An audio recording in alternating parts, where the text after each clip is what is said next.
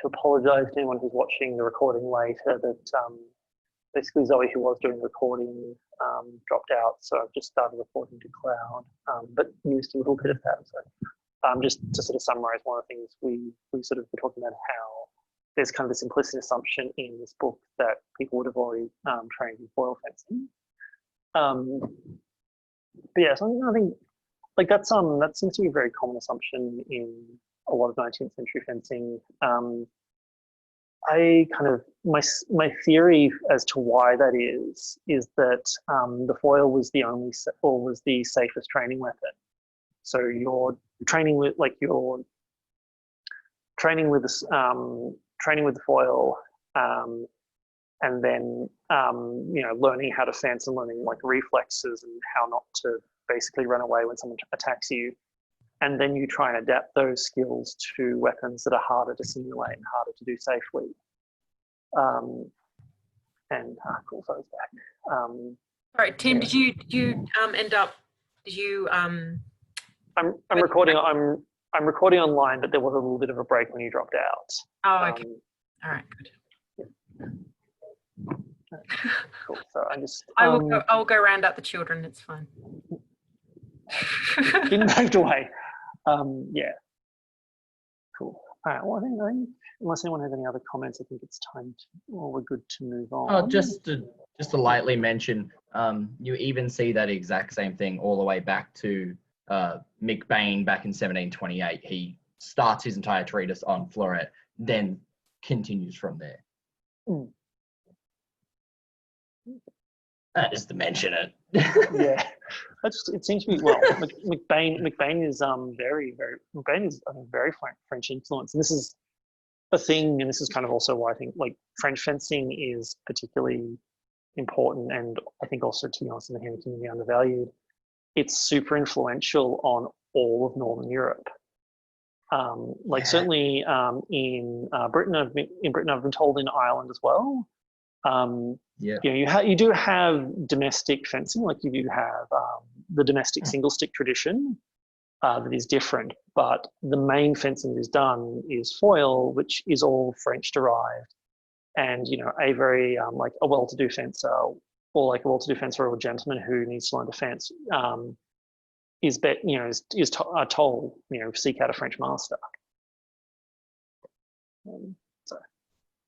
Yeah, I could just add what whcih had to say about the coup de manchette, because of course he had something to say about it. Basically that he doesn't understand what the coup de manchette is. Basically, if you make a circle around the enemy saber, he'll just thrust to your face, and so he doesn't see the point of just creating an opening for yourself.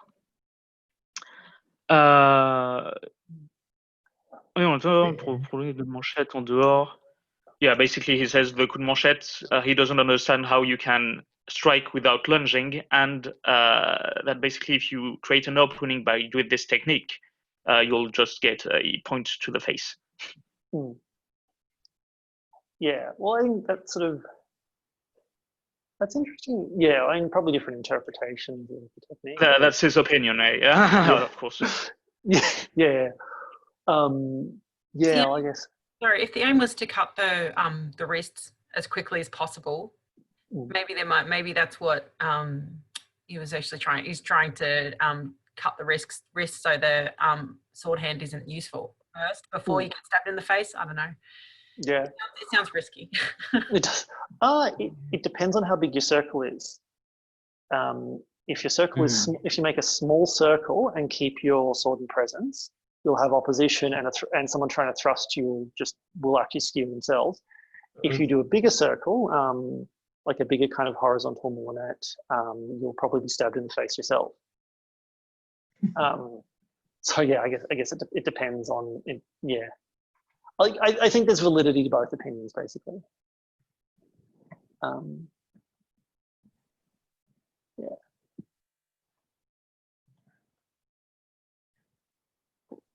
We've got a few quick comments. So Ben said, perhaps worth noting the Russian text give edition of court, i.e.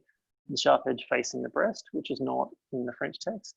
this feels feels a little like for my Russian students. So just saying, the Russian text actually specifies what the terms mean in a way that the French doesn't. Which, yeah, I think it makes a lot of sense if he's teaching a very simple system. And also, I think there might have also been some concessions to militaries, because a lot of military manuals that teach Sabre don't assume that you know foil, whereas more civilian orientated ones tend to.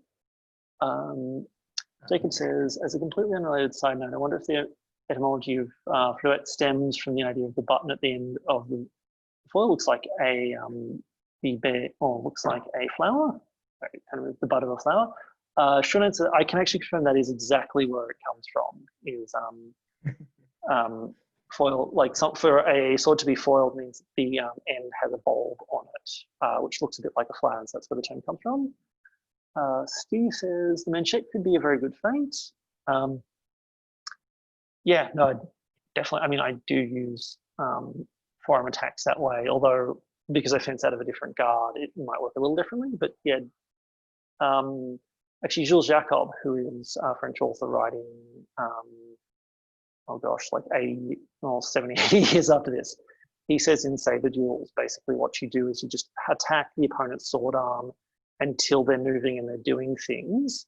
And then if you can take advantage of a thing that they're doing to go to anywhere that's not the sword arm, you do it. But yeah, otherwise you just relentlessly attack the sword arm.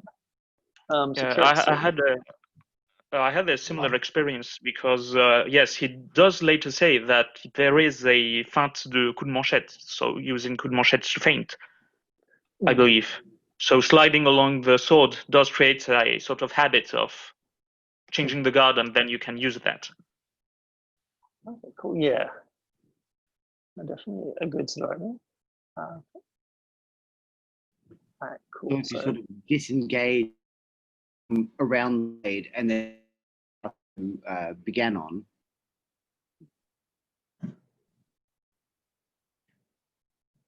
Yeah, so sort of you start at the point and disengage. Well, that's I think that's common to a few systems where they say basically you attack the arm in order to get your opponent to do a thing, anything. And I think the idea is basically when your opponent is in guard, they can, anything that they can do from guard, they can do from that point. So they have the maximum number of options that they can throw at you.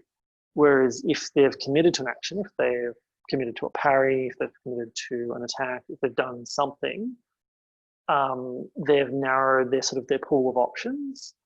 And this is Jules Jacob's thing, is he basically reckons that you should attack the sword arm because it's the closest target, so that your opponent has basically committed to an action, which then means you can fence more safely because you know what your opponent's doing. Right, so Steve said, you're at the measure where you could strike at the core if only you lunge. The only target you could strike is the arm. I think that might be taken a bit out of context. There might be other points, but yeah, basically when you're engaged, just a quick lean forward will usually get you to the sword arm, especially if your opponent has an extended guard. Whereas, yeah, lunge, to get to anywhere else, you have to lunge. All right, cool. We might move on from here. So I think I have to pause recording because I recorded to the cloud.